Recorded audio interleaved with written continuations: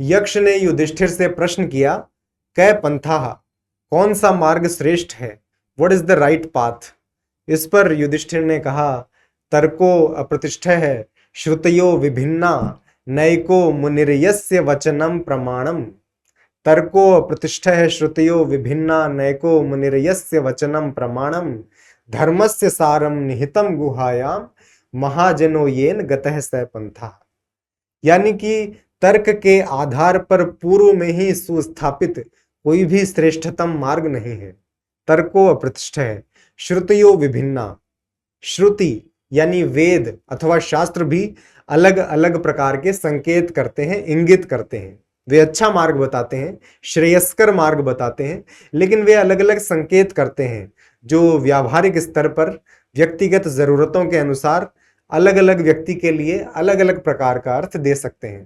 तर्को अप्रतिष्ठः श्रुतियो विभिन्ना नैको मुनिर्यस्य वचनम प्रमाणम।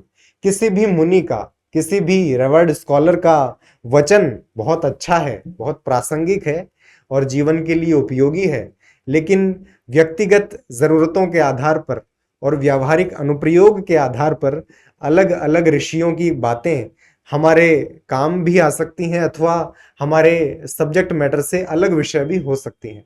तर्को अप्रतिष्ठः श्रुतियो विभिन्ना नैको मुनिर्यस्य वचनम प्रमाणम धर्मस्य सारम निहितम गुहायाम। धर्म का जो सार है, यानी जीवन के सत्य का जो सार है, वो तो कहीं ओट में है, कहीं गुहा में है, कहीं छिपा हुआ है। धर्मस्य सारम निहितम गुहायाम महाजनो येन गतः स पंथा।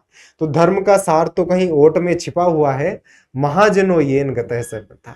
तो जीवन के लिए अच्छा रास्ता, राइट पाथ ऑफ लाइफ ये है कि हम महाजनों की, महत जनों के अपनाए हुए मार्ग का, उनकी शिक्षाओं का या उनके द्वारा अनुसरण किए गए मार्ग का पालन करें और किसी न किसी प्रकार से उनके द्वारा बताई गई शिक्षाओं, उनके जीवन के संदेश और उपदेश का पालन करें, तो जीवन में एक सही मार्ग पर हम गमन कर सकते हैं, ये युधिष्ठिर ने कहा।